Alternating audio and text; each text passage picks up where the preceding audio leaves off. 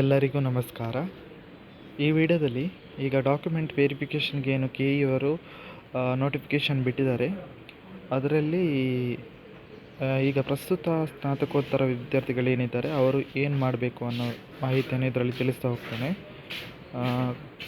ಕರ್ನಾಟಕ ರಾಜ್ಯ ಸಹಾಯಕ ಪ್ರಾಧ್ಯಾಪಕರ ಅರ್ಹತಾ ಪರೀಕ್ಷೆ 2023 ಪ್ರಾಧಿಕಾರದಿಂದ ನೋಟಿಫಿಕೇಷನ್ ಹೊರಡಿಸಿದ್ದಾರೆ, ನೋಟಿಫಿಕೇಷನನ್ನು ಕೊಟ್ಟಿದ್ದಾರೆ. ಈ ನೋಟಿಫಿಕೇಷನಲ್ಲಿ ಪ್ರಸ್ತುತ ವಿದ್ಯಾರ್ಥಿಗಳು ಏನು ಮಾಡಬೇಕು ಅನ್ನೋ ಮಾಹಿತಿಯನ್ನು ಕೊಡಲಿಲ್ಲ, ಯಾವುದೇ ಮಾಹಿತಿಯನ್ನು ಕೊಟ್ಟಿಲ್ಲ. ಆದರೆ ಎಲ್ಲ ಡಾಕ್ಯುಮೆಂಟ್ ಹಿಡ್ಕೊಂಡು ಬರಬೇಕು ಅನ್ನೋ ಮಾಹಿತಿಯನ್ನು ಕೊಟ್ಟಿದ್ದಾರೆ, ಯಾವ ಟೈಮ್ ಟೇಬಲ್ಗೆ ಯಾವಾಗ ತರಬೇಕು ಅನ್ನೋ ಮಾಹಿತಿಯನ್ನು ಕೊಟ್ಟಿದ್ದಾರೆ. ಸೊ ಪ್ರಸ್ತುತ ವಿದ್ಯಾರ್ಥಿಗಳು ತಮ್ಮಲ್ಲಿರುವಂತಹ ಡಾಕ್ಯುಮೆಂಟ್ಸ್ ಎಲ್ಲವನ್ನು ಹಿಡ್ಕೊಂಡು ಹೋಗಲಿಕ್ಕೆ ಹೇಳಿದ್ದಾರೆ.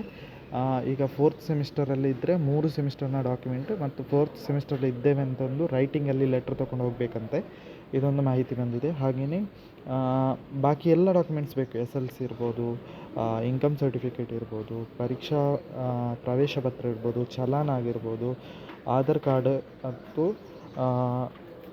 ಜಾತಿ ಆದಾಯ ಪ್ರಮಾಣ ಪತ್ರ, ಈ ಥರ ಎಲ್ಲ ಡಾಕ್ಯುಮೆಂಟ್ಗಳು ಬೇಕು.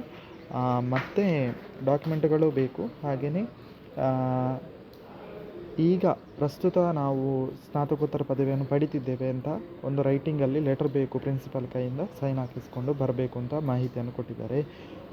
ಸೊ ಯಾರೆಲ್ಲ ವಿದ್ಯಾರ್ಥಿಗಳು ಹೋಗ್ತಿದ್ದೀರಾ ಅವರು ಪ್ರಿನ್ಸಿಪಲ್ ಅವರಿಂದ ಸೈನ್ ಹಾಕಿಸ್ಕೊಂಡು ಲೆಟ್ರ್ ಬರೆಸ್ಕೊಂಡು ಅದಕ್ಕೆ ಸೈನ್ ಹಾಕಿಸ್ಕೊಳ್ಳಿ. ಅದಕ್ಕೆ ಯಾವುದೇ ಫಾರ್ಮೆಟ್ ಅಂತ ಯಾವುದು ಹೇಳಿಲ್ಲ, ಜಸ್ಟ್ ಇನ್ಫಾರ್ಮೇಷನ್ ಕೊಟ್ಟಿದ್ದಾರೆ. ಜಸ್ಟ್ ಅಧಿಕಾರಿ ಅವರು ಮಾಹಿತಿ ಕೊಟ್ಟಿದ್ದಾರೆ. ನಾವು ಜಸ್ಟ್ ರೈಟಿಂಗಲ್ಲಿ ತಗೊಂಡು ಹೋಗಬೇಕು. ಇದ್ದ ಮಾರ್ಕ್ಸ್ ಕಾರ್ಡನ್ನು ಎಲ್ಲ ಹಿಡ್ಕೊಂಡು ಹೋಗಬೇಕು ಅಂತ ಹೇಳಿದ್ದಾರೆ. ಡಿಗ್ರಿದು ಸಹ ಹಿಡ್ಕೊಂಡು ಹೋಗಿ. ಹಾಗೆಯೇ ಏನು ಸ್ನಾತಕೋತ್ತರ ಪದವಿಯಲ್ಲಿ ಎಷ್ಟು ಕಂಪ್ಲೀಟ್ ಆಗಿದೆ ಸೆಮಿಸ್ಟರ್, ಅದರಷ್ಟು ಸೆಮಿಸ್ಟರ್ನ ಮಾರ್ಕ್ಸ್ ಕಾರ್ಡನ್ನು ಹಿಡ್ಕೊಂಡು ಹೋಗಿ ಅಂತ ಹೇಳ್ತಾ, ಇದಿಷ್ಟು ಸ್ನಾತಕೋತ್ತರ ವಿದ್ಯಾರ್ಥಿಗಳಿಗೆ ಮಾಹಿತಿ. ಈ ಮಾಹಿತಿ ನಿಮಗೆ ಇಷ್ಟ ಆಗಿದ್ದರೆ ಲೈಕ್ ಮಾಡಿ, ಹಾಗೆ ಶೇರ್ ಮಾಡಿ, ಸಬ್ಸ್ಕ್ರೈಬ್ ಮಾಡ್ಕೊಳ್ಳಿ ಅಂತ ಹೇಳ್ತಾ ಎಲ್ಲರಿಗೂ ನಮಸ್ಕಾರ.